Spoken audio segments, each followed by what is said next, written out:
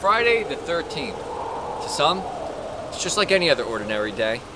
Thanks to one movie 25 years ago, it is now known as a day of bloodshed and terror. Yes, that's right. I'm talking about the cult horror classic Friday the 13th, one of the few horror movies actually filmed here in New Jersey. Hi, I'm Danny Pytell. Join me tonight as we explore the actual locations that were used in the filming of the original Friday the 13th. Blairstown, a quiet little township located in Warren County, served as the fictional town where character Annie is dropped off after hitchhiking to get to Camp Crystal Lake. The sidewalks on Main Street in which Annie walked on still remain as they were 25 years ago. Even the bridge she crosses in the movie has not been reconstructed. The old mill building on Main Street is best known in the film for its archway tunnel that Annie walks through as she ventures throughout the town. Millbrook Road in Blairstown was used as the back road the truck driving Annie travels on towards Camp Crystal Lake. The actual barn on the side of the road seen in the film still stands after a quarter of a century. Hope Township is home to the ghostly Moravian cemetery, the gothic metal fenced graveyard that is best seen in the movie after the truck drops Annie off. The black steel lettering still graces the top of the arched gateway.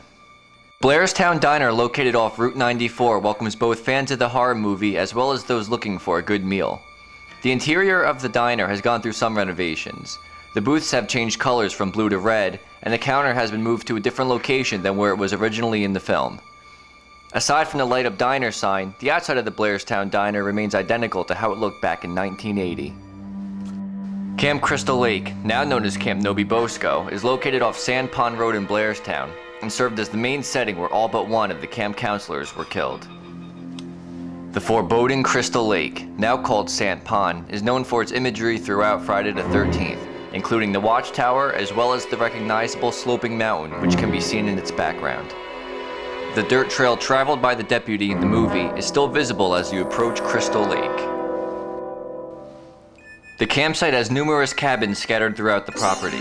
The two main cabins near Crystal Lake that were used in the film have remained the same, with little to no renovation. Well, we're pretty lucky that we have most of the original cabins from Friday the 13th, which was made in 1980. We've lost our trading post. It was sort of sliding down the hill a little bit, so we lost that cabin, but most of the cabins, as you can see, are still here.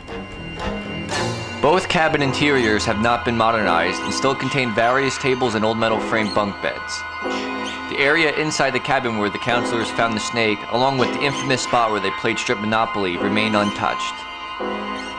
The fireplace seen in the background of the main cabin during the film has not been destroyed and is still used today.